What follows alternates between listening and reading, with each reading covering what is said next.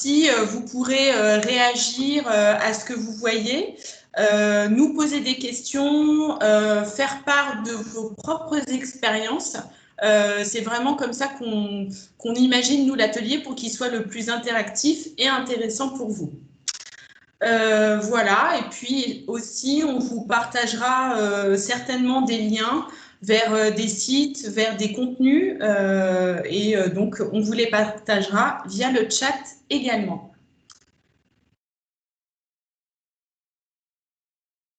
Donc, pour l'animation de l'atelier, il sera animé donc par une partie de l'équipe Info Locale. Alors, je pense qu'il y a un petit souci au niveau du partage. Je ne sais pas si vous voyez toujours la présentation. Oui, c'est bon. D'accord. Petit calage technique. Donc, au niveau de l'animation, donc moi, je suis Isabelle d'Info Locale. Je suis ravie de vous accueillir tous. Et donc, je vais animer cet atelier avec Morgan, qui est avec nous. Bonjour. Donc, moi, c'est Morgan Delépine, le petit dernier d'Info Locale. Ça fait 6 semaines que je suis arrivé avec vous, que je suis arrivé chez Info Locale. Voilà. Ah. On s'est dit que c'était une bonne idée de le mettre dans le bain directement avec nos associations et également Océane de Bénévolte qui va animer cet atelier avec nous. Salut Océane. Bonjour à tous. Donc certains la connaissent déjà puisqu'on a fait la semaine dernière un atelier avec Océane sur les bénévoles bien entendu. Je vais commencer par présenter Info Locale et par vous dire ou vous redire la mission d'Info Locale, puisque ce qu'on souhaite chez Info Locale, c'est relier les citoyens et favoriser le vivre ensemble en partageant les initiatives locales. C'est vraiment notre raison d'être et ce qu'on veut faire. En ce moment, c'est compliqué. Et c'est pour ça qu'on a décidé de lancer les visios locales, pour justement continuer à avoir ce lien et garder le lien avec vous et que vous puissiez aussi garder ce lien avec vos membres. Mais l'idée, c'est vraiment de se retrouver dans la vraie vie, bien entendu. Alors, Info Locale est né il y a quelques années maintenant.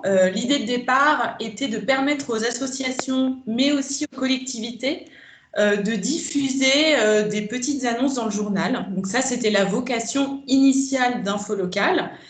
Et maintenant, on souhaite en faire tout autre chose. Alors, toujours conserver cette mission de communication dans le journal, mais aussi, on a lancé cette année une plateforme de loisirs et de sorties. Ce qu'on propose désormais, c'est non seulement de communiquer sur Internet, sur le site Info Locale, tous les événements locaux, mais aussi sur le site Internet de Ouest France et également dans les journaux locaux et puis aussi auprès de nos collectivités partenaires. Donc ça, c'est ce que vous connaissez déjà. La plupart d'entre vous, j'imagine, ont déjà bénéficié de ce service qui est gratuit pour communiquer sur vos événements.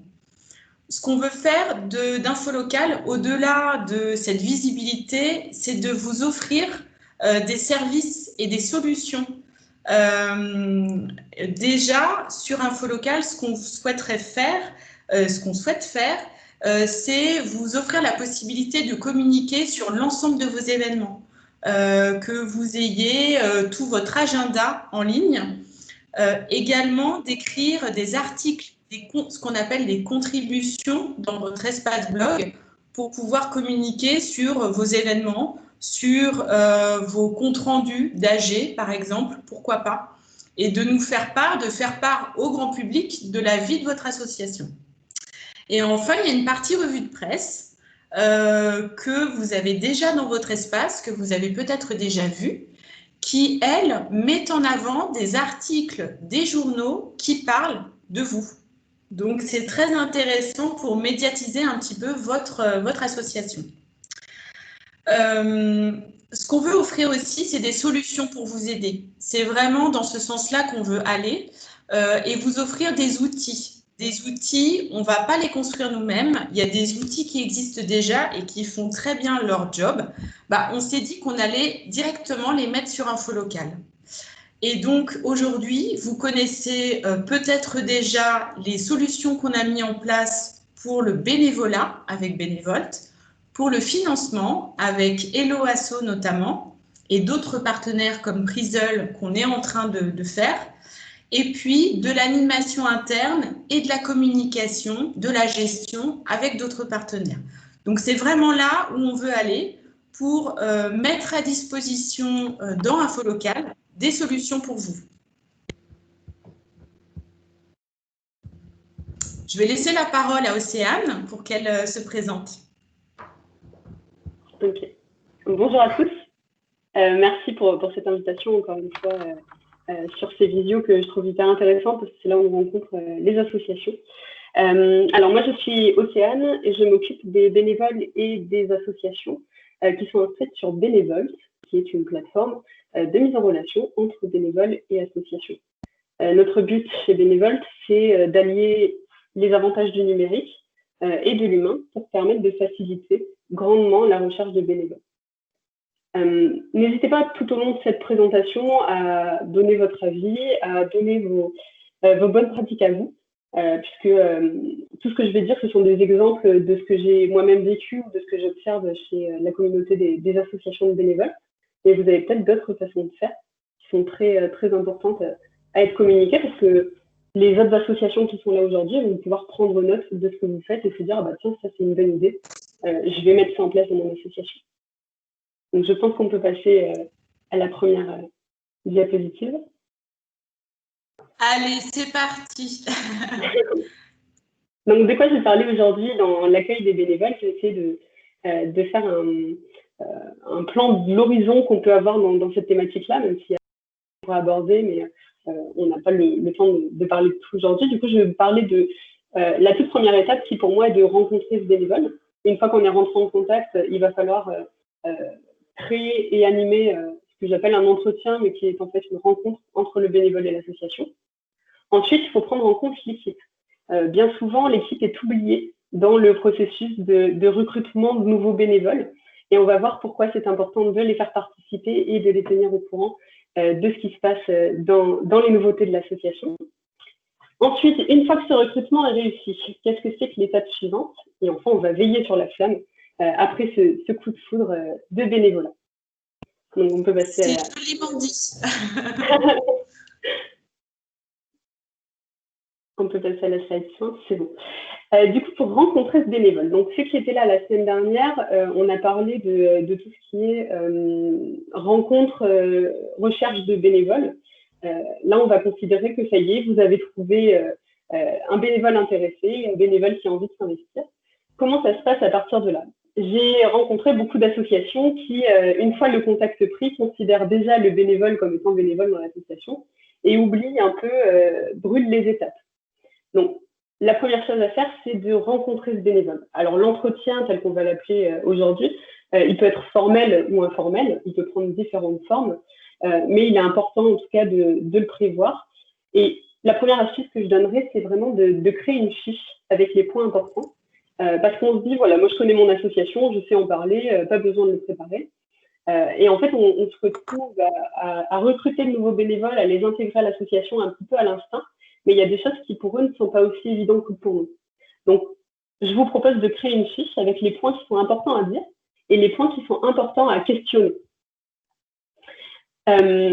Ensuite, pour créer cette fiche-là, vous devez, et je vous conseille vraiment de le faire, c'est intégrer les membres de l'équipe, que ce soit les bénévoles qui sont actuellement en mission, que ce soit les anciens bénévoles, les services civiques, mais aussi les salariés qui vont pouvoir co-créer avec vous cette fiche d'entretien, de première rencontre, où on va voir toutes les choses qui sont importantes à mettre en place, à savoir sur le bénévole, et que le bénévole doit savoir sur l'association. On peut penser au format aussi, il peut être collectif ou individuel. Donc là, pour le coup, je vais vous parler de mon expérience personnelle, mais quand j'étais à Montpellier, dans une association où on recrutait beaucoup de jeunes bénévoles et de services civiques, on faisait exclusivement des entretiens collectifs. Parce qu'on trouvait ça plus sympa, ça fait gagner du temps. Et en plus, les jeunes bénévoles qui se présentaient avaient rarement déjà eu un vrai entretien, que ce soit dans le monde associatif ou le monde professionnel dans l'entreprise. Et du coup, ils étaient un petit peu stressés de venir nous rencontrer, que ce soit pour du bénévolat ou pour une mission de service civique. Du coup, on s'est dit, bon, allez, hop, on les rassemble tous et en plus, on va voir les synergies qui existent entre eux. Parce que généralement, les bénévoles arrivent à plusieurs et on veut créer une équipe, en fait, ou même des binômes. Et on voulait savoir si, en termes de personnalité, ça allait, s'il y avait des personnes qui sortaient un petit peu du lot, s'il y avait des personnes qui n'arrivaient vraiment pas à laisser la parole aux autres. Et je trouve que l'entretien collectif, pour le coup, il permet de voir les synergies entre les personnes, d'envisager déjà l'équipe que vous allez créer, les binômes que vous allez créer. Et l'entretien individuel, bien sûr. Donc ça, c'est pour les flux moins importants. Si vous avez un bénévole qui vient de temps en temps vous voir, vous n'allez pas pouvoir faire un entretien collectif, vous allez le voir face à face.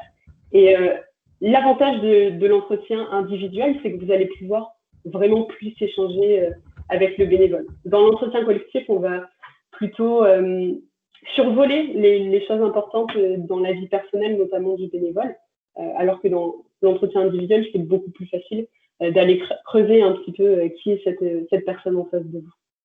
Donc, n'hésitez pas dans le chat à l'utiliser pour me dire si chez vous, il y a un entretien, si c'est important pour vous, si ça ne l'est pas. Et si vous faites des entretiens, sous quel format ils sont. Si vous avez des anecdotes à nous raconter, c'est aussi le moment. Et vous pourrez prendre la parole en fin de présentation pour nous expliquer tout ça. Mais en tout cas, utilisez le chat parce que ça m'intéresse de voir un petit peu dans l'assemblée qui pratique l'entretien pour recruter des bénévoles. Et pour mener l'entretien, juste une chose à dire, ce serait de prendre des notes. Une personne qui est là pour mener, pour parler de l'association, pour écouter le bénévole, pour rigoler à ses blagues, pour en faire lui-même. Et l'autre qui note tout, parce qu'il y a des choses importantes qu'on oublie. Des choses, par exemple, qu'il va falloir envoyer au bénévole à la fin de cette rencontre. Et puis, si on est dans la discussion, on va oublier de le faire et puis on ne va pas noter. Donc, une personne qui prend des notes, c'est très, très important. Attention à le rendre ludique. Voilà, même si c'est un entretien, même s'il y a un enjeu important qui est de faire venir un nouveau bénévole dans l'association, il faut que vous arriviez à montrer comment c'est bien dans votre association. Il y a une ambiance, il y a une équipe particulière et vous devez le rendre attractif et au moins amusant. Et attention à ne pas laisser l'affect seul décider de l'issue de l'entretien. Dans votre association, vous êtes sûrement amené à rencontrer des gens qui ont les mêmes valeurs et les mêmes intérêts que vous. Et du coup, on a tendance à se laisser un petit peu porter en se disant « Oh bah super, quelqu'un qui est en face de moi pratique le même sport et c'est forcément une personne géniale. » Et au final, on ne l'écoute pas sur ses capacités, ses besoins, ses envies. Et on part un petit peu tête baissée vers une collaboration qui ne pourrait pas marcher, soit sur la mission, soit sur ce qu'on lui demande. Donc attention, il faut marcher avec l'affect, bien sûr, c'est une association, on est là pour créer du lien, mais il faut faire attention aussi à avoir des critères objectifs de ce qu'on recherche et de ce que recherchent les bénévoles. Et c'est bon, on peut passer à notre diapositive. Alors, le reste de l'équipe, je vous en parlais tout à l'heure, il m'a semblé important d'en parler, puisque, encore une fois, personnellement et dans mon entourage, il est arrivé de prendre mal l'arrivée d'un nouveau bénévole. Ça m'est arrivé dans ma jeune vie de bénévole il y a quelques années. C'était que je vois une personne arriver, je n'étais pas du tout au courant qu'on cherchait une nouvelle personne, que d'autres personnes allaient me rejoindre. Et prise d'une angoisse énorme, je me suis dit, bon, ben, si ma directrice, elle recrute d'autres bénévoles, c'est que je ne fais pas bien le travail, que je n'ai pas l'air assez investie. Peut-être même qu'elle cherche à me remplacer, mais qu'elle n'ose pas me dire que je ne fais pas. Et j'étais terrorisée. Je dis, oh là là, c'est pas normal qu'elle recrute d'autres personnes, elle ne nous a pas prévenus. Et c'était vraiment très, très angoissant pour moi. Et en parlant avec des amis la dernière fois, je me suis rendu compte que c'était pas un cas isolé et que beaucoup de bénévoles se posent cette question quand ils ne sont pas prévenus d'un nouveau processus de recrutement, du fait que l'association cherche à recruter davantage pour se développer et s'étendre. Donc, il faut absolument toujours parler à ces bénévoles du fait qu'on cherche à s'étendre et à rencontrer de nouvelles personnes qui vont intégrer l'équipe. Il faut en fait arriver à valoriser les bénévoles qui sont déjà présents en leur disant, ben voilà, vous faites un excellent travail qui fait que l'association se développe. Et grâce à ça, il va falloir recruter de nouveaux bénévoles. Et pour les valoriser davantage, il faut les intégrer en fait à ce processus de recherche de bénévoles et de rencontre des nouveaux bénévoles. Par exemple, comme tout à l'heure je vous disais, en créant la fiche de rencontre ou carrément en leur disant viens m'assister sur cette rencontre avec le bénévole ou avec le nouveau service civique et tu pourras prendre des notes ou même mener l'entretien. Et ça permet vraiment aux bénévoles de devenir ambassadeurs. Parce que quand il va parler à ce nouveau bénévole en lui disant écoute, moi ça fait 6 mois que je suis dans l'association, ça se passe super bien, c'est absolument génial, le bénévole qui est en face, il ne peut être que convaincu. C'est un témoignage d'une personne qui est dans la mission de manière réelle et opérationnelle, et d'avoir un témoignage d'ambassadeur comme ça, forcément ça donne envie et ça apporte une autre facette de l'association. Donc les intégrer au processus de recherche de bénévoles, c'est vraiment très important, ça valorise leur implication et ça met personne de côté ou ça ne crée pas d'angoisse ou de sentiments négatifs à l'idée d'avoir de nouvelles personnes qui arrivent dans l'équipe. Et du coup, pour intégrer cette nouvelle personne à l'équipe, il faut arriver à l'intégrer de manière à ce que l'équipe ne se désagrège pas ou qu'il trouve une place aussi importante que tous les autres. Quand une équipe est créée depuis plusieurs mois, voire plusieurs années, il y a une entente qui se fait, il y a des rituels qui existent que le nouveau bénévole ne va pas pouvoir percevoir tout de suite. Et du coup, pour créer cette osmose, cette ambiance, ce qu'on peut faire, c'est mettre en place des rituels. Par exemple, à l'entrée du local, à chaque fois qu'il y a une nouvelle arrivant, c'est mettre sa photo et une petite devise à côté. Créer des petits déjeuners où le bénévole vient se présenter, où il va pouvoir échanger de manière informelle et en tout cas rencontrer chaque personne de l'équipe. Et puis même à distance, il ne faut pas hésiter à créer des moments conviviaux avec ces nouveaux qui vont être timides au début, mais qui vont se sentir tout de suite intégrés si vous dites voilà, on accueille Brigitte aujourd'hui et de manière à ce qu'elle rencontre tout le monde, faisons un loup-garou en ligne ou un petit jeu en ligne à distance, un apéro visio, que sais-je. Mais en tout cas, le bénévole se sentira intégré et les autres membres de l'équipe verront que c'est important pour vous, que l'équipe reste en place, mais qu'on vient juste y ajouter de nouveaux éléments. Voilà, donc n'hésitez pas, pareil comme tout à l'heure, j'ai pas vu beaucoup de commentaires, mais à partager vos expériences là-dessus. Est-ce que vous avez déjà vécu comme moi ce sentiment d'angoisse à l'effet de voir quelqu'un arriver et on se dit oulala, on va prendre ma place, ou même des petits jeunes ou des moins jeunes dans votre association qui ont vécu ça. Ça m'intéresse beaucoup de le savoir, même sur vos anecdotes. Et on peut passer, je pense, à la diapositive suivante si personne n'a de questions sur cette partie-là. Ou d'anecdotes. J'adore les anecdotes. Donc, pour intégrer les nouveaux... Il y a Guillaume qui nous dit, Océane, il y a Guillaume qui nous parle de l'affect, Guillaume Hardy, et qui nous dit effectivement que c'est bien aussi, que si on n'en met pas au moins un petit peu dans nos vies associatives, c'est dommage parce que c'est l'un des moteurs de l'engagement. Je pense qu'on est tous d'accord avec ça. Ah oui, complètement. Ouais, je pense qu'on est tous d'accord avec ça et c'est ce qui fait qu'on peut aussi transmettre une motivation quand on met de l'affect. Je pense que Océane disait juste qu'au niveau du recrutement, évidemment, il faut faire passer de l'affect, mais juste pour bien voir et doser si la personne correspond bien, juste voir si les compétences nécessaires sont là. D'accord. Mais c'est tout à fait ce que je voulais dire. Et en fait, je vous parlais de ça de cette manière-là parce qu'il m'est arrivé il n'y a pas très longtemps une mésaventure, on va dire, où je fais partie d'un club de spéléologie et on a besoin d'un ou d'une secrétaire et on rencontre une nouvelle personne qui était intéressée, qui faisait partie du réseau.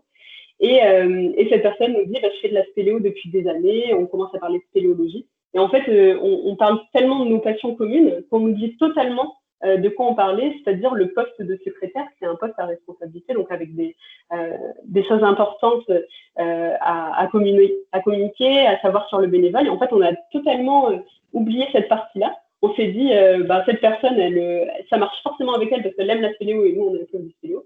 Et au final, cette personne a été très, très mal dans son rôle parce qu'elle n'avait pas les compétences nécessaires, c'était pas ce qui lui plaisait et c'est pas comme ça qu'elle voyait le rôle de secrétaire dans une association. Du coup, c'est pour ça que je voudrais vous partager cette expérience-là, que l'affect, c'est très bien, surtout dans le monde associatif, mais il ne faut pas que ce soit que ça notamment au moment du recrutement. Voilà. Du coup, je passe sur l'intégration des bénévoles. Pour le coup, dans l'accueil du bénévole, il est hyper important de former les nouveaux bénévoles. Même sur des choses qui vous semblent très, très basiques, sur les choses qui vous semblent bêtes à dire, parce que, par exemple, sur des tâches administratives, vous avez un bénévole qui est hyper compétent et qui va pouvoir vous apprendre des choses là-dessus et qui vous rejoint et vous vous dites, bon, il n'y a pas besoin de lui expliquer tout ça. Mais en fait, vous avez peut-être des outils que vous utilisez, des façons de faire dont le bénévole n'a pas du tout l'habitude et n'a pas du tout connaissance. Et du coup, vous perdez rien à passer une journée ou deux de formation, même sur les tâches les plus basiques. En fait, ça permet au bénévole de se sentir plus à l'aise, de savoir qu'il a toutes les clés en main pour faire tout simplement un bon travail, pour faire ce pourquoi il est attendu, ce pourquoi il a intégré l'association, et ne pas se sentir un petit peu bête quand il n'arrive pas à trouver l'outil nécessaire, quand il n'arrive pas à savoir ce qu'on attend de lui. Donc, vraiment, la formation est super importante, même pour les choses qui vous semblent très, très basiques et pour lesquelles vous avez l'habitude, que vous utilisez au quotidien. Ce n'est pas forcément clair et simple pour quelqu'un qui arrive de l'extérieur. Océane, oui. On a une question de Gaborio. Oui. Faut-il systématiquement établir une charte du bénévole entre les deux parties? Qu'est-ce que tu en penses, toi? Il n'y a pas d'obligation, mais je pense que c'est une très très bonne chose à faire, puisque ça permet en fait dans la rencontre avec le bénévole, même en amont, de lui envoyer cette charte et de voir comment il réagit. Vous avez peut-être des attentes par rapport au bénévole sur lesquelles lui ne va pas se retrouver. Et d'avoir quelque chose d'écrit et de durable dans le temps, ça vous permet de ne rien oublier et de rien laisser au hasard quand vous allez rencontrer ce bénévole. Et vous avez des attendus qui sont peut-être inconscients ou qui ne sont pas formulés directement. Et ça peut être en inadéquation avec ce qu'attend le bénévole ou ce que le bénévole est prêt à donner comme temps ou comme énergie dans votre association. Le fait d'avoir quelque chose d'écrit entre vous deux, ça permet vraiment de comparer les attentes d'une partie comme de l'autre. Donc, je dirais qu'il vaut mieux la faire, même si c'est une courte charte. Au moins, ça vous permet à vous et votre équipe aussi de voir qu'est-ce qui est important dans l'association. Voilà, je ne sais pas si ça répond totalement à la question. Très bien. Oui, je pense que ça répond, ouais, très bien. Ok, et je voulais vous partager une petite anecdote sur les rituels, les petits rituels dont vous avez l'habitude. C'est des choses que vous faites au quotidien quand vous retrouvez l'équipe et dont vous n'avez plus conscience, en fait, qui vous ne semblent pas surprenants du point de vue extérieur, mais en fait, ça peut l'être. Il y a quelques années, pareil, j'étais très jeune, j'arrivais dans ma première association et le premier jour, en fait, je vois tout le monde se servir un café, se servir un thé. Et je me suis dit, bon, je ne vais pas attendre comme une potiche qu'on vienne me proposer un café. J'y vais, ça va montrer que je prends les devants et que je fais preuve d'initiative. Je me dirige dans la cuisine, je prends un sachet de thé, je commence à faire chauffer ma bouilloire. Et là, Marie, une des collaboratrices, arrive scandalisée et me dit, Océane, qu'est-ce que tu fais? Où est-ce que tu as pris le thé? Et j'étais prise d'une angoisse énorme en me disant, oula, qu'est-ce que j'ai fait? C'est le premier jour, on va virer, les gens ne vont pas vouloir de moi, qu'est-ce que j'ai fait avec ce thé? Et en fait, on m'a expliqué que le local qui était partagé, la cuisine appartenait à une autre association. Et que du coup, ce thé appartenait à notre association et qu'il ne fallait pas y toucher.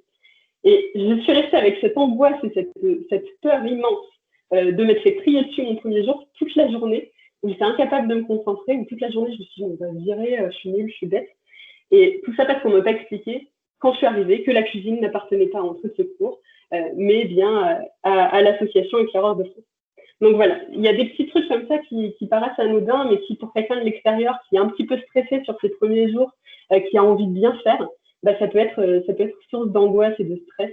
Donc, il ne faut pas hésiter à noter en fait toutes les petites choses qui ne vous semblent pas importantes, mais si vous vous mettez à la place d'un nouveau, ça peut l'être.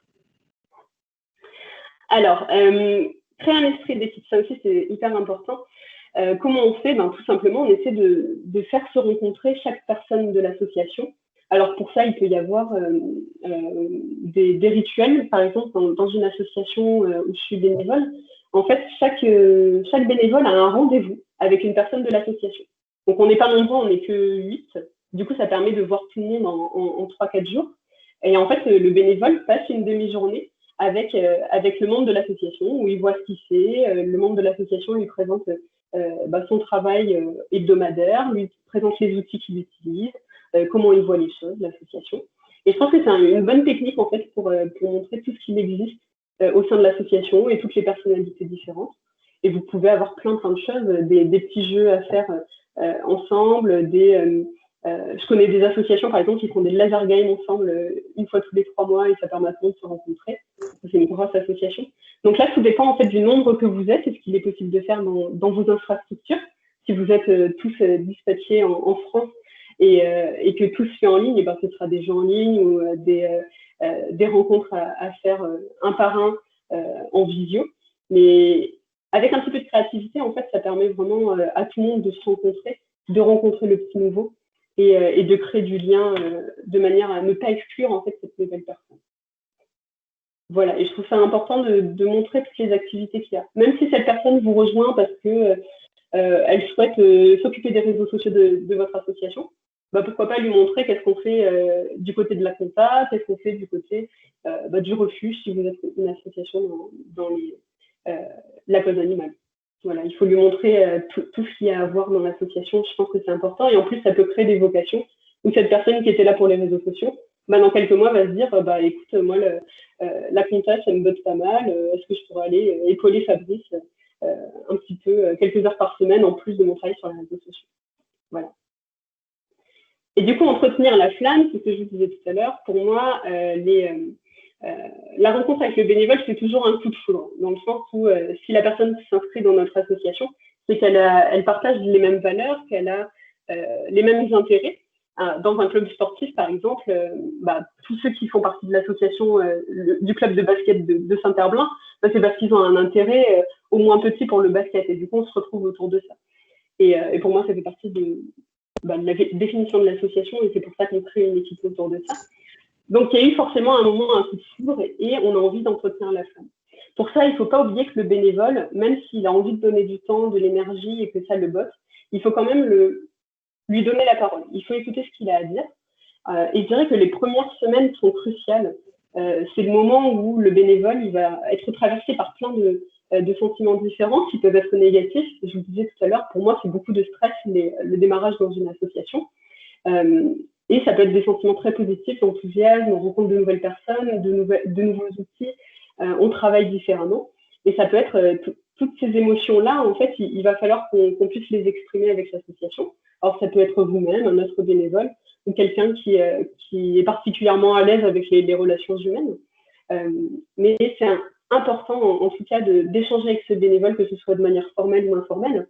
Et on peut même reprendre des expressions qui ont été données pendant l'entretien. Donc, on retourne à la première étape, où il y avait cette fiche de critères et de choses à dire, de choses à savoir. Et on a un paragraphe blanc dans lequel on peut noter les petites phrases que sort le bénévole. Généralement, c'est des choses qui disent je vous ai trouvé par le biais de telle association. Moi, je vous ai rejoint parce que ça me plaît chez vous. Je suis motivée par le fait de... Et là, pour ressortir ce petit paragraphe en disant le premier jour où on s'est rencontrés, je ne sais pas si tu te rappelles, mais tu m'avais dit que tu étais motivée par le fait de rejoindre l'association parce que le basket, ça te plaît, par exemple. Qu'est-ce que tu en penses aujourd'hui? Peut-être que les bénévoles, il a évolué dans sa manière de penser et d'envisager l'association. Donc, c'est important en fait de faire des retours en arrière, de toujours reprendre en fait le point de départ de pourquoi tu étais ici il y a 2 semaines et pourquoi tu l'es toujours encore aujourd'hui. Qu'est-ce qui te plaît et qu'est-ce qu'on peut améliorer dans l'association pour que tu te sentes encore plus à l'aise et enthousiaste que tu l'étais il y a 15 jours. Et du coup, comparer les impressions avec le moment de son arrivée, c'est primordial parce que ça permet aussi de voir les manquements de l'association. Peut-être que le bénévole, il avait des attendus au départ qui n'ont pas été réalisés et puis il va pouvoir vous les exprimer. Et ça va vous permettre pour les prochains bénévoles, d'encore mieux les accueillir ou de les accueillir autrement. Et du coup, un outil qui me semble absolument génial, c'est de proposer un rapport d'étonnement. Le rapport d'étonnement, c'est tout simplement une liste des choses qui a étonné la personne qui vous a rejoint. En fait, quand on est dans une association depuis longtemps, ou même depuis seulement quelques semaines, on n'a plus le regard extérieur, on n'a plus le regard nouveau d'une personne qui nous rejoint. Et du coup, la personne qui vous rejoint, elle va avoir ce regard un petit peu critique, ce regard un petit peu étonné des choses qui sont mises en place.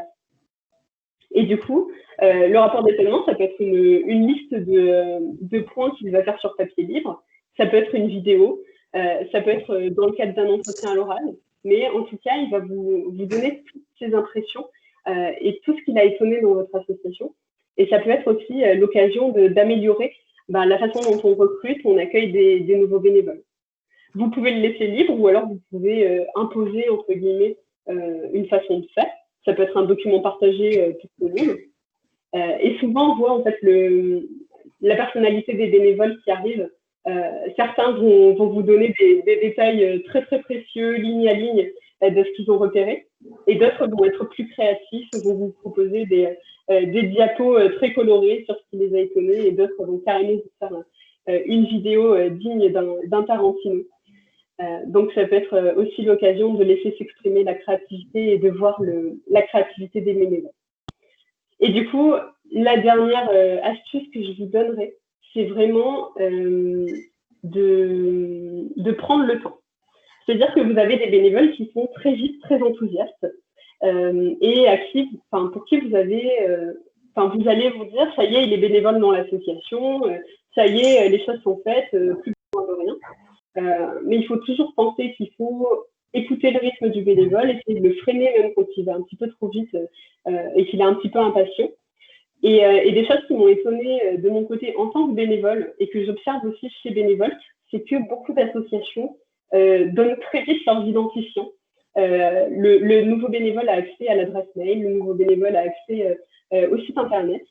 Et même si la plupart des bénévoles sont bienveillants, bien sûr, que ce sont des gens de confiance, vous n'êtes pas à l'abri d'avoir quelqu'un qui va voir son enthousiasme retomber, ou quelqu'un tout simplement, ça m'est arrivé il n'y a pas très longtemps, quelqu'un qui n'a pas totalement les compétences attendues et qui va vous supprimer par mégarde de quelque chose. Et là, vous regrettez d'avoir été un petit peu vite, de ne pas avoir observé le comportement du bénévole avant de tout lui donner. Donc, il faut vraiment faire attention à ça. En plus, ça peut faire très peur de, voilà, j'ai vu que tu voulais être bénévole sur le site internet, je te balance les codes et tu te débrouilles un petit peu avec ça. Donc, ça peut faire très peur, faut vraiment prendre le temps et être à l'écoute et se donner une date en se disant, voilà, on voit dans 2 semaines si le bénévole, il a toujours autant envie, s'il est toujours aussi enthousiaste, là, on va pouvoir passer à l'étape supérieure, mais allez-y par étapes. Et du coup, être à l'écoute du rythme du bénévole. Certains bénévoles, et j'en rencontre souvent dans le cadre de bénévoles, par exemple, j'ai cet exemple en tête parce qu'elle m'a appelé aujourd'hui, une dame qui s'appelle Catherine, qui est dans l'association depuis 4-5 mois maintenant, qui est hyper investie, qui fait ses 3-4 heures par semaine, et qui me dit non, moi je ne me considère pas encore comme bénévole. Et je lui dis, mais qu'est-ce que vous attendez pour vous considérer comme bénévole? Ça me dit, le jour où j'aurai rapporté de l'argent à l'association à travers mes demandes de subvention, là je serai bénévole, mais pas avant. Alors que moi, personnellement, c'est dès que j'ai commencé à faire un dossier sur mon ordinateur avec le nom de l'association, je me considère comme bénévole. Donc, vous voyez, les rythmes ne sont pas forcément les mêmes et il faut être à l'écoute de ça, attendre de voir de quoi a besoin le bénévole et de quoi il a besoin en termes de reconnaissance aussi. Le bénévole pour lequel vous allez attendre 6 mois de lui donner les codes alors que son travail, c'est de gérer les mails, bon là, il va peut-être un petit peu être contrarié. Mais il ne faut pas lui faire tout de suite non plus. Voilà pour ça, voilà pour tout ce que j'ai à vous dire. Alors, c'était un petit peu rapide. Très bien, Céane. Du coup, ce que je te propose, c'est il y a eu quelques réactions dans le chat, donc on peut peut-être y revenir avant de continuer. On a Sylvie, notamment, Blaché, qui nous dit que dans les associations, il n'y a pas forcément déjà beaucoup de personnes et ils ne sont pas forcément très jeunes non plus. Du coup, par rapport aux exemples que tu donnais et aux documents dont tu parlais, le rapport d'étonnement, par exemple, tu parlais aussi tout à l'heure d'autres documents, je ne sais plus, d'autres modèles. Sylvie aimerait bien avoir des exemples parce qu'elle ne connaît pas forcément ces types de documents. Sylvie, c'est quelque chose qu'on pourrait vous communiquer, et d'ailleurs qu'on pourrait communiquer à tout le monde. On pourra préparer ça dans le compte-rendu de cet atelier si vous le souhaitez. C'est vrai que c'est des termes qui désignent des documents un peu types. Et si vous voulez, pour vous aider, on pourra vous donner des sortes de modèles. Et ça serait vraiment utile, comme ce que disait Océane, du coup, pour votre association. Et Océane, je voulais voir aussi avec toi, on a une remarque qui revient dans les commentaires. C'est au niveau de l'après-confinement. Certains se posent la question de comment faire revenir les bénévoles après le confinement. Ils sentent que les gens sont démotivés malgré les visios, malgré les emails. Qu'est-ce que tu pourrais nous dire là-dessus? Parce que je pense que c'est un point très important et tout le monde est concerné par ça. Alors, j'échange beaucoup en ce moment avec les associations justement sur ces thèmes-là. Beaucoup s'inquiètent effectivement de voir que les bénévoles ont une motivation qui s'est un petit peu essoufflée et préparent déjà l'après-confinement. Beaucoup me disent qu'ils sont en train d'organiser des événements donc en physique dans lesquels ils vont permettre aux bénévoles de pouvoir se revoir autour d'un café, autour d'une bière, même pour les plus téméraires. Mais l'organisation d'événements, en tout cas, c'est important. Et j'ai échangé aujourd'hui avec une association dont l'idée m'a beaucoup plu. C'est qu'elle envoie un petit mail à chacun de ses bénévoles, qui soient ponctuels et réguliers. Et en fait, elle leur demande tout simplement qu'est-ce que je peux faire pour que vous reveniez dans l'association, pour que vous soyez enthousiaste comme au premier jour. Et elle a été étonnée parce qu'elle a reçu plein de messages auxquels elle ne s'attendait pas, de bénévoles qui lui disaient voilà, moi je suis un petit peu démotivée en ce moment parce que je sens que l'association ne prend plus trop en compte ce dont j'ai envie, ou des bénévoles qui disaient voilà, j'ai l'impression qu'on me consomme un petit peu en tant que bénévole, qu'il y a beaucoup de besoins en ce moment, et du coup le besoin de l'association, même si c'est légitime, passe avant le mien, et du coup ça m'embête un petit peu. Et du coup, en fait, de demander directement aux bénévoles, je pense que vous n'y perdez rien. Et en plus, ça leur montre que vous vous intéressez à eux et que malgré cette crise sanitaire, cette période un petit peu compliquée, et que vous avez besoin d'eux, mais que vous êtes quand même prêts à leur donner la parole, à leur donner de la place et à leur donner en fait ce qu'ils attendent. Donc, n'hésitez pas vraiment à le faire. Et je pense que c'est la seule et la meilleure réponse que je peux vous apporter, c'est demander à vos bénévoles de quoi ils ont besoin après la crise et ils seront là pour vous répondre. Ouais, très bien. On a James Paris qui souhaiterait intervenir apparemment de France Bénévolat. Peut-être que vous pouvez désactiver votre micro et si vous souhaitez poser une question, allez-y. Vous m'entendez là? Oui, on vous entend. Voilà. Bon, alors, bonsoir. Je suis président. Bonsoir. Je suis président de France Bénévolat, qui est une association nationale reconnue du public. On est le plus important, alors je ne sais pas si c'est utile de le dire, mais quand même, le plus important opérateur de mise en relation entre les bénévoles et les associations qui cherchent à faire du bénévolat.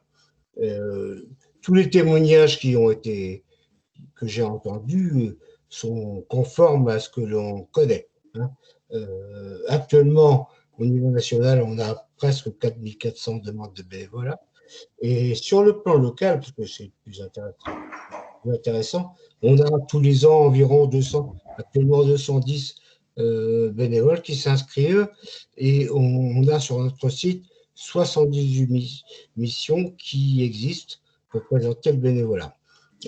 Voilà, je vais simplement situer ça. D'autre part, on a d'autres missions qui sont de la promotion du bénévolat, puisqu'on anime régulièrement des formations et à la fois aussi des conférences, si je puis dire, sur le bénévolat, puisqu'on est aussi à l'origine des enquêtes IFOP, qui consistent à voir tous les 3 ans l'évolution du bénévolat. Je voulais simplement dire sur cet élément-là, c'est que le bénévolat a changé.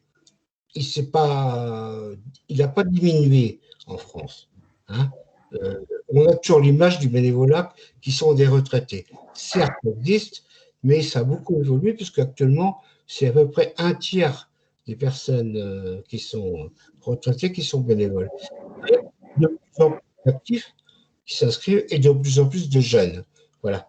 La difficulté du bénévolat avec les associations, c'est que souvent les jeunes n'ont pas les mêmes façons de fonctionner, notamment plus sur des actions ponctuelles. Et notre défi à nous, c'est de rapprocher l'offre et la demande, si je puis dire, hein, entre des jeunes et les bénévoles. Donc voilà ce que je voulais dire à ce sujet. Mais autrement, je voulais simplement en disant que les témoignages que j'ai entendus, puisque aussi on a beaucoup d'interventions dans ce domaine, hein, que ce soit la formation ou d'autres, sont conformes à ce qu'on connaît. Voilà. Merci beaucoup pour votre témoignage. C'est vraiment intéressant de vous entendre aussi, France Bénévolat. C'est vrai qu'on nous disait en commentaire tout à l'heure qu'il y a une personne qui disait qu'il y a moins de bénévoles en ce moment, surtout avec le Covid. Donc, certainement, peut-être pour les plus fragiles, il y a certainement ça qui revient, mais je vois que ce n'est pas le cas partout, et c'est ce que vous dites aussi, vous, France Bénévolat. Il y a quand même... il y a d'autres personnes qui sont quand même là pour être bénévoles. Il y a de plus en plus d'engagés chez les jeunes, par exemple. Si je puis... vous m'entendez là? Oui, vous m'entendez? Oui. Oui. Alors, sur le Covid, ce qui a été dit et redit n'est pas vrai en termes de statistiques. C'est-à-dire que nous, c'est une très bonne année. Évidemment, une année difficile, parce qu'il y a certaines actions qu'on n'a pas pu faire, collectives, hein, mais les gens se sont fortement engagés. La difficulté sera de savoir est-ce qu'ils vont rester engagés. Hein, mais il y a quand même un espoir sur l'engagement volontaire des Français. Quoi. Voilà. Oui, très bien. Merci. C'est pas un avis. Hein. Merci beaucoup. Hein. Voilà. Si je peux réagir à ça, et merci James de votre participation, c'est que nous, chez les bénévoles, pendant le premier confinement, on est passé de 3 000 à 30 000 bénévoles. Voilà. Et du coup, on a vu que c'était... en fait, au début, on s'est dit, bon, voilà, c'est dans le cadre du contexte. Du coup, ce qu'on a fait, c'est qu'on a demandé à ces bénévoles, qui étaient plutôt des jeunes, pour le coup, on leur a demandé, est-ce qu'après le confinement, vous allez continuer à faire du bénévolat? Et chez nous, c'est 80% de ces nouvelles personnes qui nous ont dit « Ah ben bien sûr, je vais continuer à faire du bénévolat après le confinement ». Donc, c'est conjoncturel, ça fait partie de ce qui se passe en ce moment, mais les gens sont prêts à continuer le bénévolat après. C'est pas que la Covid, qui fait que les gens s'investissent.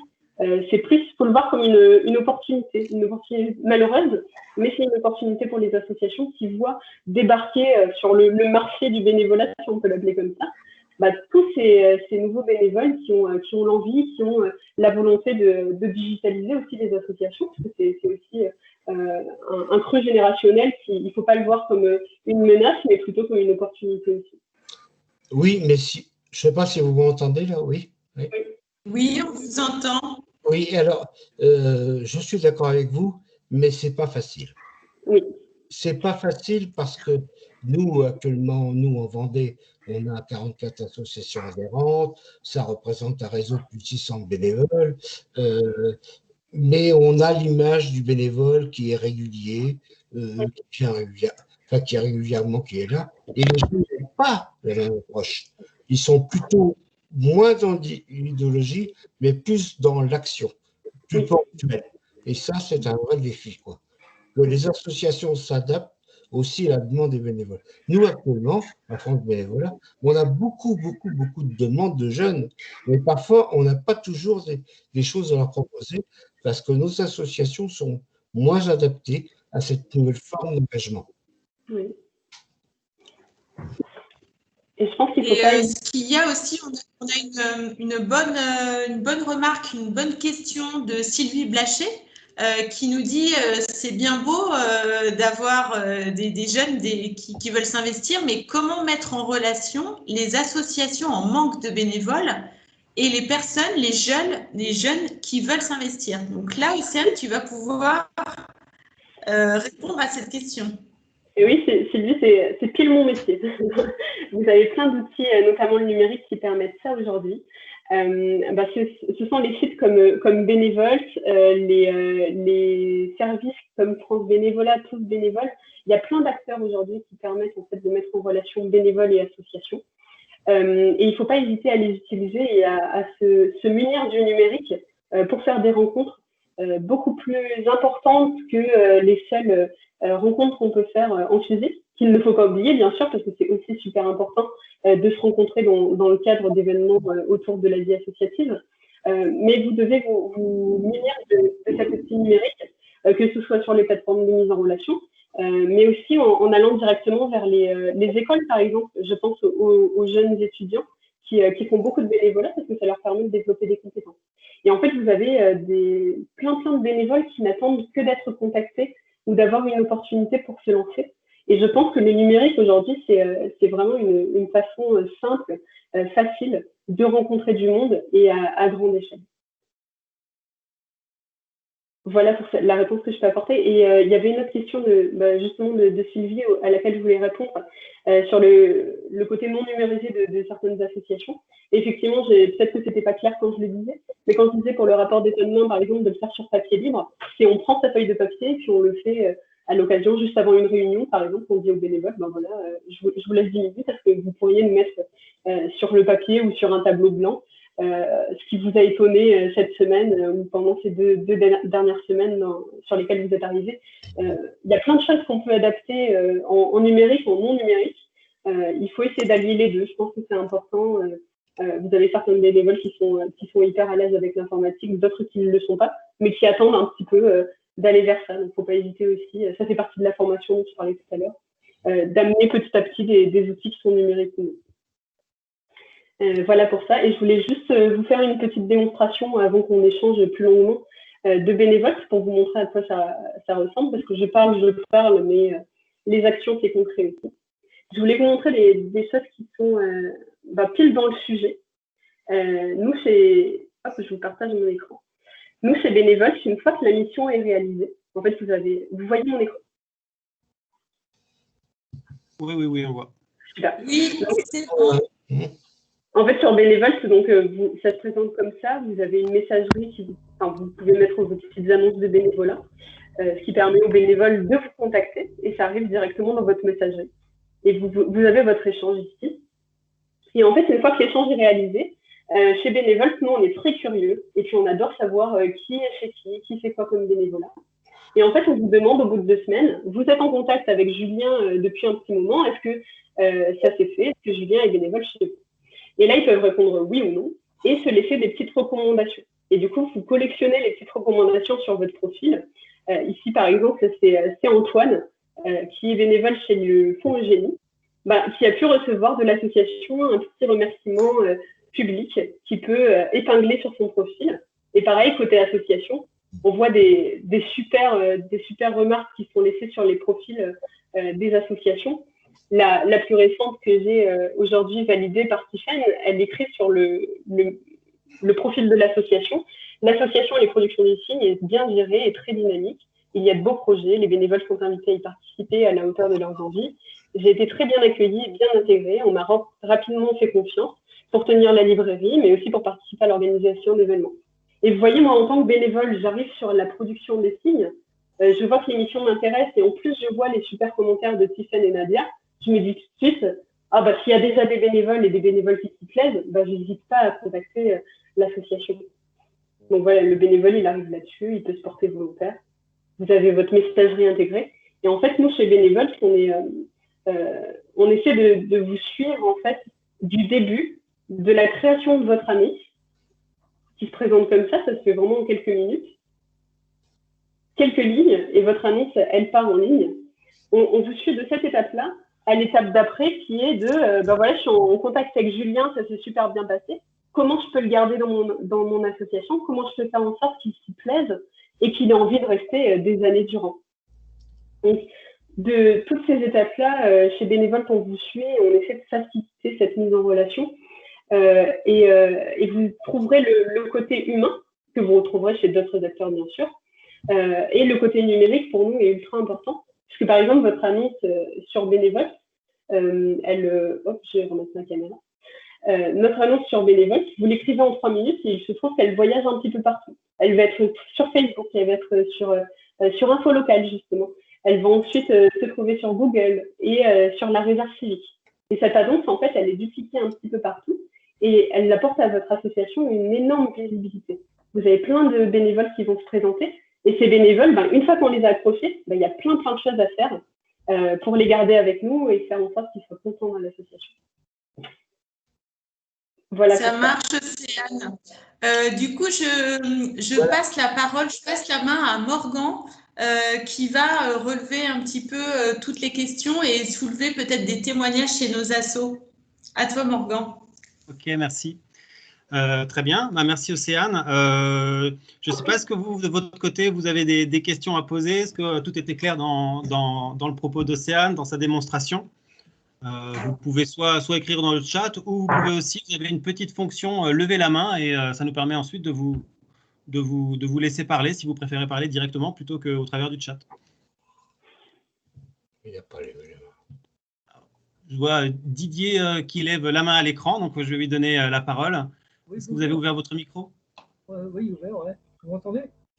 Ouais, très bien. Ok.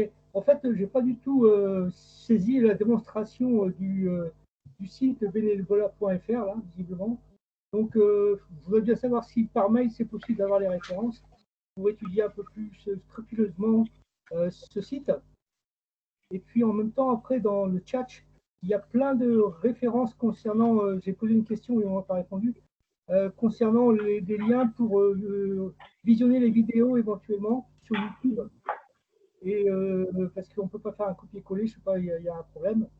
Et savoir si on pouvait nous envoyer en même temps sur la boîte mail de la société ou de la SOS le lien pour qu'on puisse diffuser en direct avec les adhérents et les adhérentes.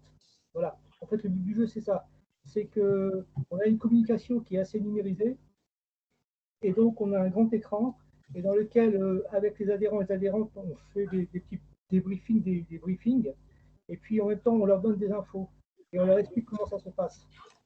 Voilà. Alors, est-ce qu'il est possible d'avoir les liens par fichier numérique, par mail, quoi, et puis que nous, on puisse les mettre après sur une clé USB et les envoyer directement en communication pour les adhérents et les adhérentes? Oui. Alors, pour ce qui est de tout ce qui concerne les conférences visio locales, j'ai eu une petite coupure. Alors, je ne suis pas sûr d'avoir tout à fait compris ce que vous étiez en train de demander. Mais si c'est au sujet des conférences de visio locales, nous, on pourra vous envoyer tous les articles, toutes les vidéos de toutes les visios qui ont été faites jusqu'à présent et celles à venir également. Ok, ouais, c'est ça qu'il faudrait. Ouais, je voudrais bien avoir ça. Et on intégrera des liens vers Bénévolte. Du coup, vous pourrez aller voir directement sur la plateforme aussi si vous voulez tester. Ok, voilà, oh, tout à fait. Après, une autre question du Ouest France, c'est qu'en fait, on avait un bénévole qui se chargeait de la communication, un jeune, et en fait, on a eu un souci, c'est qu'il y avait un correspondant de Ouest France qui était dédié à notre activité, à notre secteur, et à chaque fois qu'il communiquait avec, il n'y avait pas de réponse, et dès que l'activité avait lieu le jour même, la personne disait que bon, voilà, elle était indisponible, elle était partie à Bordeaux, elle était partie à Tatarine, quoi. Et en fait, le bénévole ne pouvait jamais faire un résumé parce que lui-même qui faisait un résumé et qui envoyait des photos ou autres, la presse ne le prenait pas parce qu'il n'y avait pas le référent qui était dédié sur place. D'accord. Et donc là, on a perdu des bénévoles parce que c'est des jeunes qui étaient en communication, en service communication. Et donc, en fait, on les avait accrochés comme ça par rapport aux activités annuelles qu'on a. Et donc, en fait, ils faisaient une formation en même temps, mais ils étaient adhérents. Et donc, en fait, on a perdu un ou deux bénévoles comme ça, parce que justement, dans cette communication par rapport à leur projet qu'ils avaient à travers notre association, le référent de Ouest France ne s'est jamais manifesté. Alors, comment faire pour remédier à cette problématique quand le bénévole veut faire passer, par exemple, un résumé, une info locale dans le courrier local pour les activités environnantes de notre secteur? D'accord. Alors, bon, là, c'est un problème qui est moins lié avec le sujet d'Océane et plus avec Ouest France directement. Moi, je vais vous parler en tant que responsable communication d'une association de football américain. Je me suis occupé de la communication de l'ANCOU, hein, c'est l'équipe de foot américain de Rennes. Et nous aussi, quand on communiquait, on essayait de faire venir la presse. On envoyait des communiqués de presse à Ouest France. Et de leur côté, les journalistes, ils ont énormément d'informations à traiter. Ils reçoivent énormément de communiqués de presse tous les jours. Du coup, ils doivent faire un tri entre ce qu'ils vont publier, ce qu'ils ne vont pas publier. Et on ne sait jamais si on va avoir quelqu'un qui va venir sur nos événements. Alors, bien sûr, avec le temps, parfois, on arrive à nouer des contacts. Quand on est une grosse asso, on attire plus de monde, on attire plus de public. Et du coup, c'est plus facile d'avoir sa place dans la presse. Ensuite, c'est vrai que les relations presse, c'est un travail de longue haleine. Et à ce sujet-là, on va avoir une visio locale d'ailleurs dans très très peu de temps. Alors, elle n'est pas encore programmée, mais continuez à venir régulièrement sur notre blog ou sur notre site, par exemple, on vous tiendra au courant, qui aura pour objectif d'améliorer les relations presse des associations et peut-être de donner quelques conseils sur comment être plus facilement en lien avec la presse locale. Voilà ce que je peux vous dire aujourd'hui à mon niveau en tout cas. Ok, bon, d'accord, merci. Alors, est-ce qu'il y a d'autres questions ?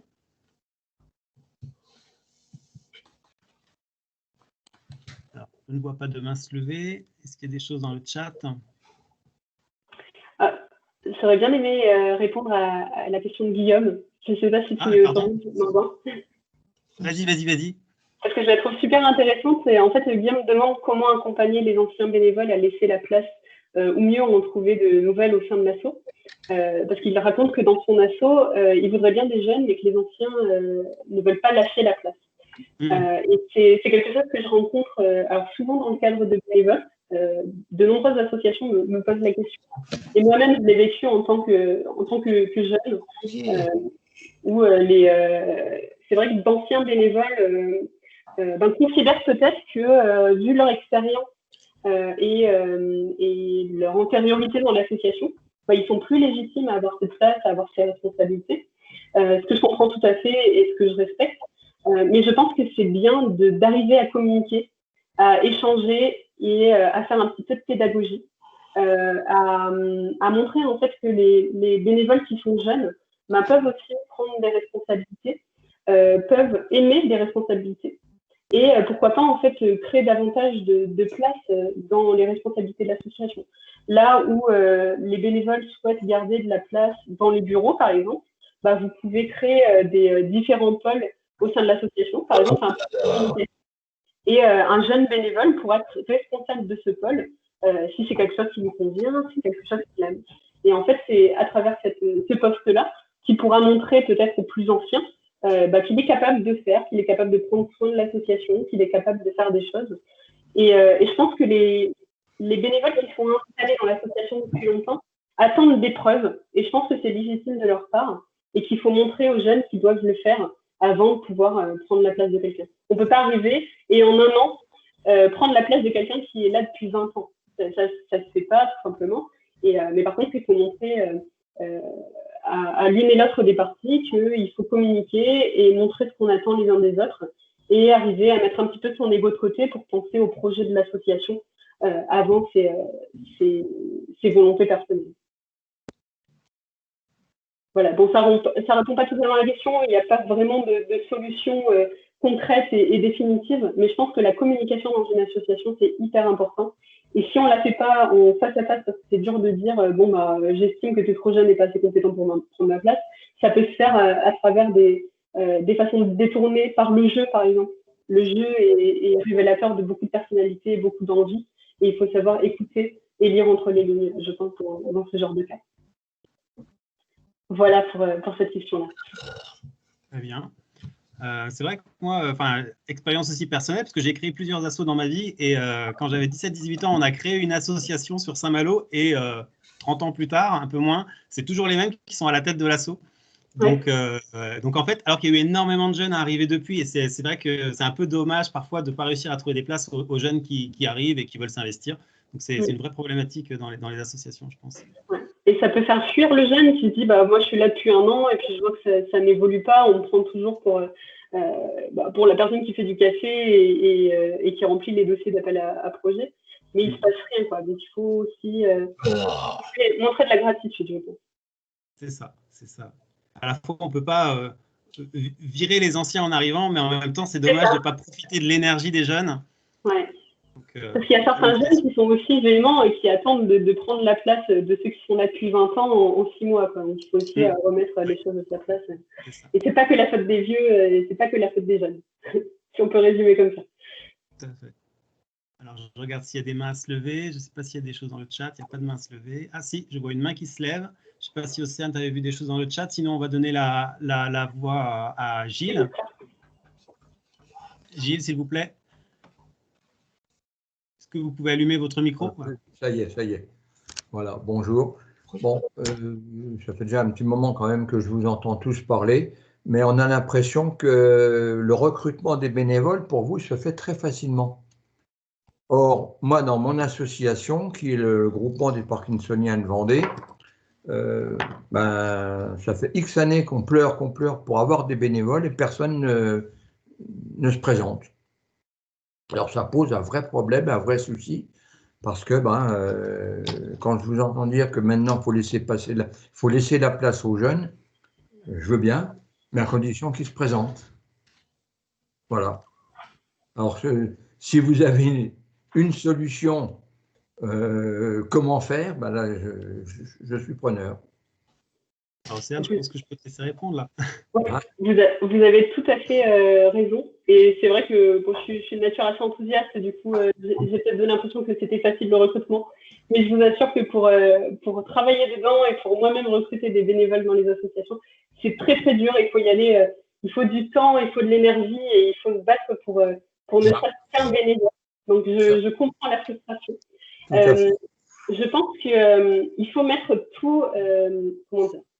toutes les chances de son côté pour recruter. C'est-à-dire que vous avez plein de solutions qui existent aujourd'hui, qu'elles soient en ligne et surtout en ligne, qu'elles soient en fiche.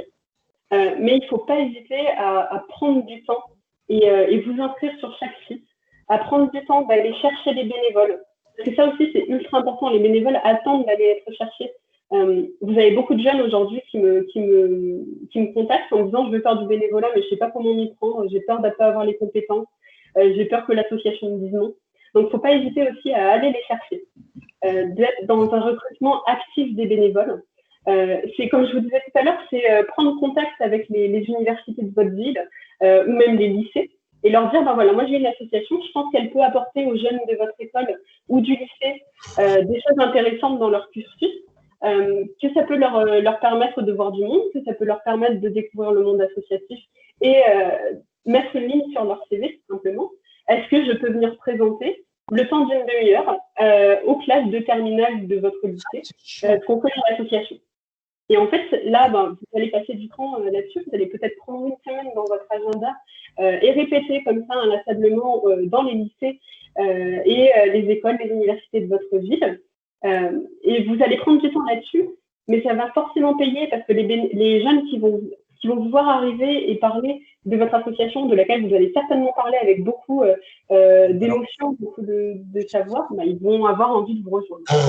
Oui, alors justement, c'est peut-être un petit problème, un petit souci aussi, enfin problème, je ne sais pas, mais un souci, dans la mesure où, si vous voulez, les bénévoles, il faut quand même aussi qu'ils connaissent un peu la maladie. Parce que Parkinson, c'est une maladie assez bien mal foutue et qui est très difficile à comprendre. Alors, il faut déjà peut-être la connaître et c'est peut-être... Nous, on ne recherche des bénévoles qu'au sein des adhérents. D'accord. Bon, maintenant, si quelqu'un de l'extérieur venait, ça peut être possible. Effectivement, on n'a jamais essayé non plus. Oui. Alors, peut-être, du coup, une piste. Moi, je pense à une association pour laquelle on faisait de la prévention des accidents de la vie courante. Du coup, on cherche plutôt alors, à la fois des secouristes et à un moment, on voulait animer des ateliers autour de la parentalité. Il nous fallait absolument des parents. Et où est-ce qu'on a trouvé des parents? En fait, on a essayé de trouver les lieux où ils se trouvaient pour aller poser des affiches, pour aller poser des flyers. Et on a identifié comme ça des lieux où se trouvait la population qu'on cherchait. Donc, peut-être que pour vous, ce ne serait pas les lycées, mais ce serait peut-être les CHU, les hôpitaux, les groupes de parole. et peut-être identifier ces lieux-là et aller poser des flyers, proposer aux personnes de faire une intervention, parce que ça peut aussi animer, faire découvrir des choses. Peut-être aussi les écoles d'infirmières. Exactement. Ça peut, oui, effectivement, il peut y avoir, mais enfin bon, je ne sais pas, il faut essayer. Oui, vous pouvez même trouver un bénévole pour le faire. Voilà, entre autres. Mais enfin bon, ça fera qu'une charge de plus, on se débrouillera entre nous. Ouais. Mais parce que moi, je sais qu'il y a des bénévoles, enfin, j'ai des bénévoles qui sont là et qui voudraient bien quitter l'association, enfin, pas l'association, mais qui voudraient bien laisser un peu leur fonction à d'autres. Mais bon, faute de personnes, eh ben, ils restent. Alors, ça pose un petit souci aussi. Ouais, alors, à ce sujet-là, Gilles, si vous voulez, il y a Océane qui a animé la semaine dernière un atelier sur comment recruter des bénévoles et j'ai mis le lien dans le chat. Si vous voulez, vous pouvez revoir la conférence, enfin, l'atelier. Et il y a vraiment beaucoup de choses qui peuvent être super intéressantes. Voilà, oui, effectivement, ça je veux bien. Hein, parce que, bon, moi j'ai pris déjà, aujourd'hui j'ai pris en cours. Donc s'il pouvait y avoir, s'il y a eu un atelier précédent, tout à fait. Donner des astuces, oui, effectivement. Est-ce que vous voyez, vous avez trouvé la fenêtre de chat, je vous l'ai publié, sinon on vous l'enverra par mail de toute façon. Oui, d'accord. Okay. Et puis surtout, n'hésitez pas, si vous allez sur bénévote.fr, vous avez une bulle de chat et en fait, vous pouvez communiquer directement avec moi. Si en plus du webinaire, vous avez des questions, des interrogations, n'hésitez pas à passer par là pour qu'on puisse échanger plus longuement. Et je vais de tout mon possible essayer de vous aider dans cette question. Ok, je vais creuser ça après. Hein. Voilà. Moi qui vous remercie. Alors, je vois qu'il y a des mains qui se lèvent. Marinier, si vous voulez allumer votre micro. Oui, vous m'entendez? Oui. Oui, on vous entend très bien. Oui, donc je reviens un petit peu sur l'histoire des jeunes et des anciens. Effectivement, quand j'avais 30 ans, j'ai vécu ce truc-là un peu frustrant de voir qu'il y a des anciens qui ne voulaient pas laisser leur place. Et maintenant, moi, je me suis retrouvé maintenant en tant qu'ancien et j'ai réussi à laisser ma place. Donc, c'est bon. Ah. Donc, voilà, mais ça, c'est la petite anecdote. À côté de ça, je pense, en vous entendant, là, pour essayer de voir comment on peut avoir des bénévoles, de nouveaux bénévoles dans l'association, je me demande si au niveau de l'association elle-même, on ne devrait pas mettre un référent au niveau de l'association qui s'occupe essentiellement de s'occuper de bénévoles, aussi bien des nouveaux que des anciens, pour essayer de vraiment motiver les bénévoles dans leurs tâches quotidiennes ou hebdomadaires. Mais c'est pour qu'on essaye de faire en sorte qu'on puisse garder nos bénévoles d'une part et essayer d'en trouver d'autres. Oui, voilà. Alors, c'est une remarque qui m'est venue en vous écoutant. Ouais, c'est une très bonne idée. Alors, c'est pas forcément toujours facile. Par exemple, les associations où on est 3 ou 4, on a déjà beaucoup de travail. Et du coup, le bénévolat, c'est encore un domaine supplémentaire duquel il faut s'occuper. Mais il ne faut pas hésiter à proposer aux membres en disant voilà, ce serait bien qu'il y ait une seule personne qui s'occupe des plateformes de recrutement et qui s'occupe de gérer les bénévoles quand ils arrivent. C'est ce qui s'était passé pour moi dans ma précédente association où j'ai dit d'accord, je veux bien faire 3-4 heures de bénévolat en plus dans la semaine pour m'occuper exclusivement des bénévoles et ça marchait très bien. Après, il faut voir aussi, vous avez certains bénévoles qui vont avoir des atomes crochus davantage avec certaines personnes. Donc, ça n'empêche pas Mais c'est une excellente idée et je pense que c'est une bonne pratique que beaucoup d'associations devraient prendre en compte et tester dans leur association. Je vois qu'il y a dans le chat, il y a certaines personnes qui l'ont mis en place. Donc c'est vraiment une super idée. Alors je vois une autre main qui se lève, France Bénévolat Vendée. Oui, je suis bien évidemment d'accord avec ce qui a été dit. Hein.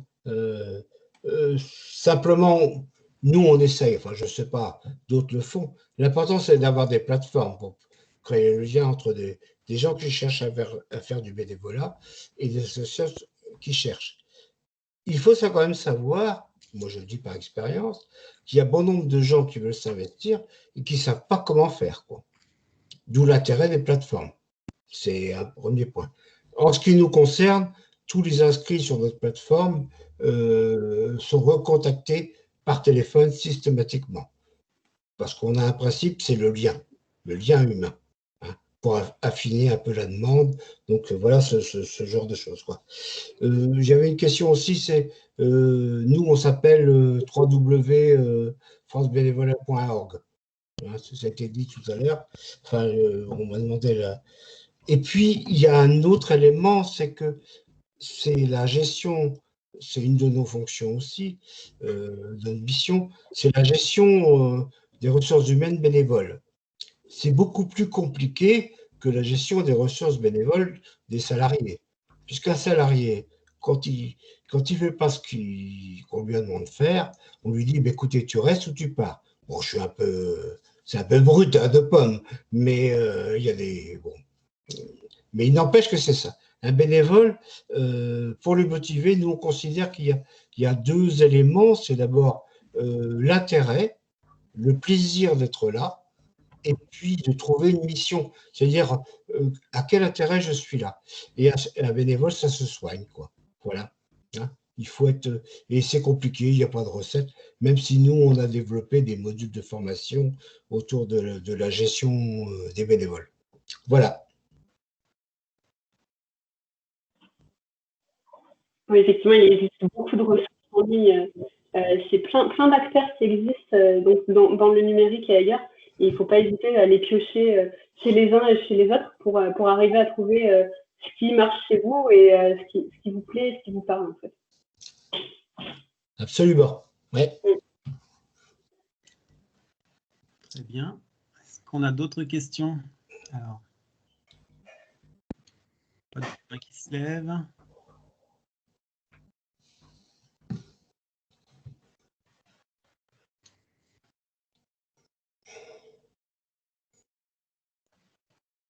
C'est vrai qu'il peut aussi être difficile de faire partir un bénévole qui ne s'inscrit pas bien dans l'association. Alors, je pense que c'est un peu ce qu'a dit Océane tout à l'heure en parlant de l'esprit de l'association, de bien s'entendre avec les gens aussi.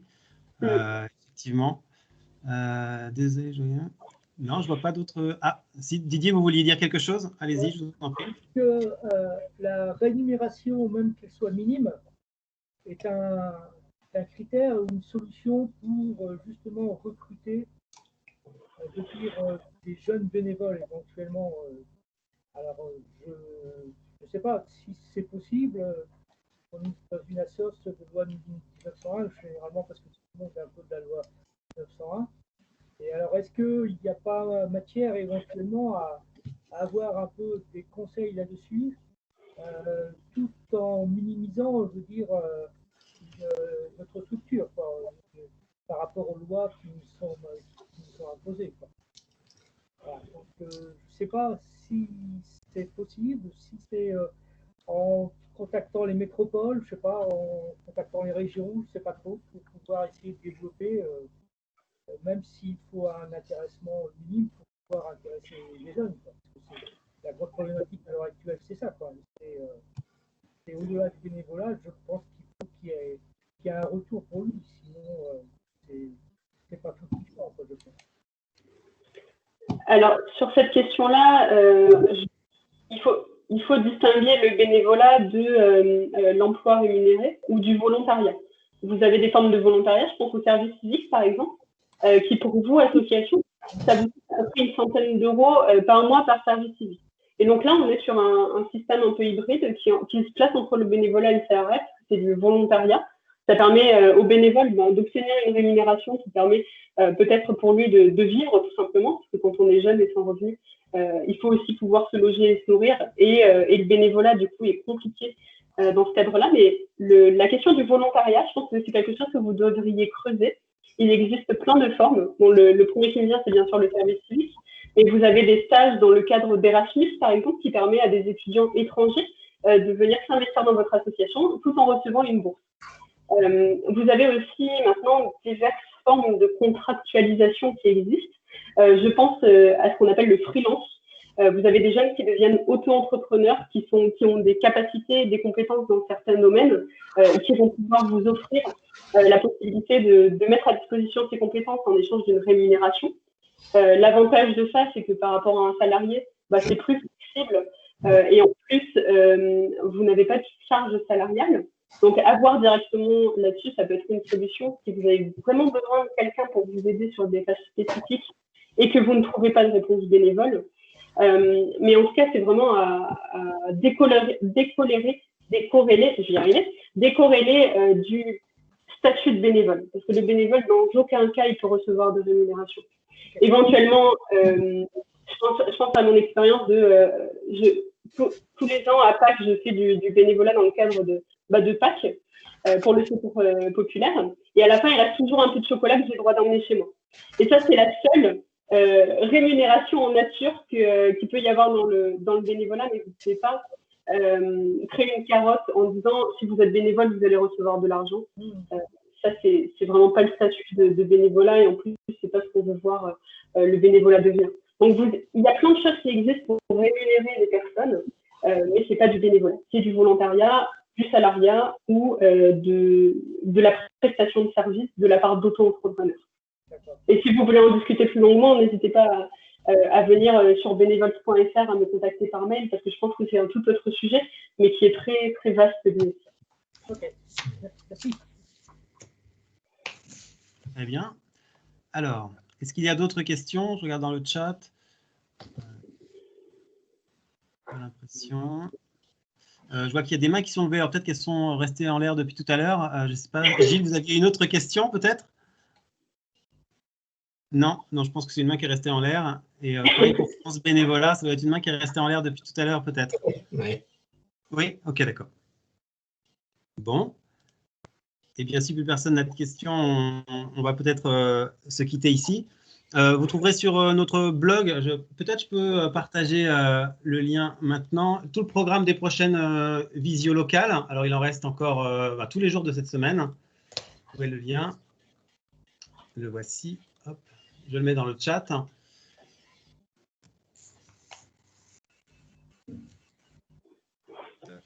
Voilà. Et Océane, merci beaucoup, c'était super. Deuxième conférence, c'était vraiment très intéressant la semaine dernière aussi. Vous pouvez retrouver, alors vous pouvez déjà retrouver la précédente de la semaine dernière sur notre blog. J'ai envoyé le lien tout à l'heure dans le chat. La conférence d'aujourd'hui sera également mise en ligne dans les jours qui viennent. Alors peut-être demain, c'est possible. Et il y aura également un article pour faire le bilan de tous les échanges, de tout ce qu'Océane a pu dire aujourd'hui, qui sera publié dans les jours qui viennent. Je vous remercie. Océane, je ne sais pas si tu veux dire quelque chose. Oui, juste un dernier rappel, c'est que sur Bénévoles, on a un blog sur lequel on aime bien partager les bonnes astuces et les anecdotes des associations. Donc, si vous en avez à partager, n'hésitez pas à prendre contact avec moi et on pourra en faire un article de blog. Voilà, merci en tout cas d'avoir échangé. Merci Morgan et à toute l'équipe d'Info Local pour l'invitation aujourd'hui. C'était vraiment encore une fois génial d'échanger avec le monde associatif.